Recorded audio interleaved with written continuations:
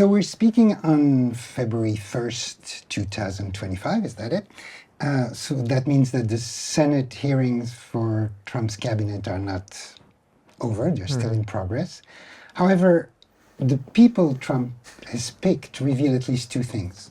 First, that the Republican Party and the US government is firmly in the hands of the far right, but also that this far right is diverse and hardly homogeneous. So maybe the first thing we should do is, if you can give us an idea of who are the main families that you see that are going to vie for the favors, the good graces, and the ear of the president. Yeah, I mean, I think that the cabinet choices that he's rolled out so far have shown us a couple of things. One, off the bat, is that this so-called national conservative wing of the MAGA coalition seems to actually be quite marginal. So the idea that the Trump-style republicanism would mean a sort of a return of power of workers, a form of redistribution without trade unions and somehow without the traditional welfare state, seems to have been kind of put out of commission. Antitrust and the crack-up of big tech monopoly is something that Biden was interested in, and some people thought the national conservative wing of the Trump coalition would also carry through. But right now it looks like that vision of kind of a post-neoliberal right has been shuttled off to the side. Mario Rubio, rather than having an economic position, has been placed as Secretary of State. So that leaves, I think, two main sort of parts of the coalition taking over the more important levers of power.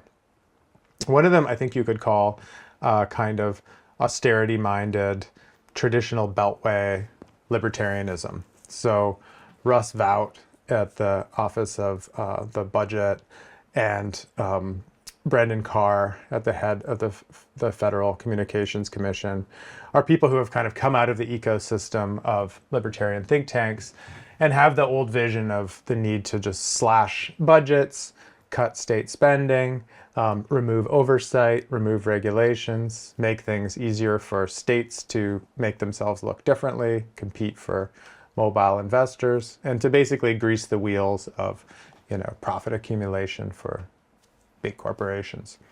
The energy vision is very similar too, right? Roll back any kind of climate legislation, roll back commitment to renewable energy, and let it rip with oil extraction, fracking, and liquid natural gas production. So that part of the coalition is, in a way, a kind of extension of the Reagan model of conservatism, libertarianism, neoliberalism, free market, fundamentalism, choose your term. But that has been a kind of pipeline of policy from think tanks to GOP legislators for decades now. The more interesting, I think, part of the coalition is the one coming from the West Coast of the United States, from Silicon Valley, who traditionally have been either partial to the Democrats or more likely kind of opting out of traditional party politics altogether and taking a position of suspicion to what was sometimes called the paper belt of Washington, New York, and Boston, defunct dinosaurs out on the East Coast who are now being replaced by Facebook, Uber, PayPal, Bitcoin, and so on. The notable or the novel part of the new MAGA coalition is the appearance sort of on stage of the billionaires of Silicon Valley. In fact, the centibillionaires, right? The group of people who have over $100 billion, not just a mere $1 billion. So Jeff Bezos, Mark Zuckerberg, Elon Musk, Mark Andreessen, Tim Cook are all now firmly not just supporters of Trump in some sort of passive or arm's length way, but are trying to be active players inside of the very practice of government. So the fact that David Sachs, a member of the PayPal mafia, will now have what looks like an appointment as the AI and crypto czar advising the White House. Elon Musk has an ambiguous, so far unconfirmed position as the head of the Department of Government Efficiency, but has as of the time of this interview, been very aggressive in trying to push through a policy that is not only kind of deconstructive or sort of austerity minded, withdrawing state regulations, but is also at the same time, I think, trying to leverage parts of the government into specific forms of capital intensive investment, from AI to self-driving cars to satellite technology to rocket technology. So there's a kind of curious combination of two versions of Republican politics here. On the one hand, old-fashioned, shrink the state. On the other hand, weaponize the state, plug into what Biden, I think, correctly called a tech industrial complex that might, more aggressively open up markets and push out the innovation frontier for cutting edge technology. There's still another little wing that's very active, whatever their importance, who are the Thomas Homan and the Stephen Miller, the ethnic cleansers, basically. They seem to be doing relatively well de facto. There are indeed. I mean, there are other people that I didn't name, for example, Chris Hegseth, who is now confirmed as defense secretary, one of the many television personalities who now has a central role in the government, who seems mostly interested in kind of cultural issues, worries about, I guess, the weakening of American masculinity, the parasitical presence of DEI hires inside of the military organization.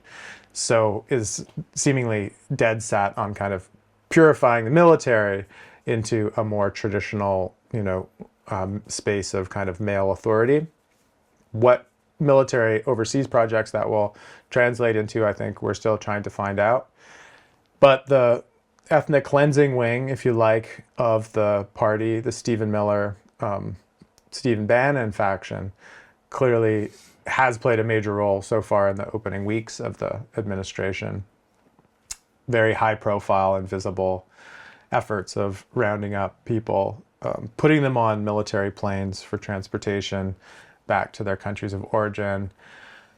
Extreme talk about ending birthright citizenship, which is a place that no previous Republican, no matter how radical, had gone before at the level of an executive order. And also nullifying legal residence of the United States. So people who had been given visas under Biden are now being told that those visas are no longer valid. So there is, clearly this effort at kind of radically transforming the border regime. Radically transforming might be too strong because, as we know, Obama and Biden were also epic deporters, but turning it into a kind of more arbitrary and extreme form of punishing opponents, regulating populations, and satisfying the voters that might have wanted to see some sadistic, cruelty as a reward for their vote. So that would be the last remaining element of the wing that you think is a little bit in decline, which is the National Conservative. Yeah, I mean, the National Conservative wing of the Republican Party, I think, was the one that promised something more like a Polanyian double movement.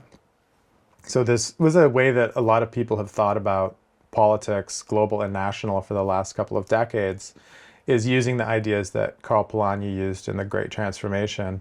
According to him, there was an effort to kind of disembed people from their home territory and turn them into commodities that could be bought on an open market. The victory of liberalism, what we would now call neoliberalism, had sort of uprooted people from the places they lived in and made them compete with other workers all over the world, and hired them and fired them as if they were not anything more than goods to be exchanged on an open market. Polanyi warned in the 1940s that there would be a double movement, so people would be disembedded from their home spaces and their home communities, but then there would be a second movement that would re-embed them. He thought that would be happening at the level of the nation, and he warned that it could come either from the left through a kind of a socialist politics of protection and care, or from the right as a fascist politics of protection and care. And I think in Trump 1.0, a lot of us a lot of intellectuals and academics were interpreting what was happening as a kind of a double movement from the right. It looked like an attempt to shield people from the violent disruptions of a globalized marketplace, to attend to them as workers and people suffering precarity and joblessness and homelessness. And there was an expectation that Trump-like politics would have some aspect of protection, care, redistributive policies. It didn't really pan out that way. We didn't get much of that in 1.0. There was thoughts that we would get some of that in 2.0 because of the presence of people like J.D. Vance, who uses the language of, a world after liberalism, Catholic values, traditional subsidiarity principles, community and care, and so on.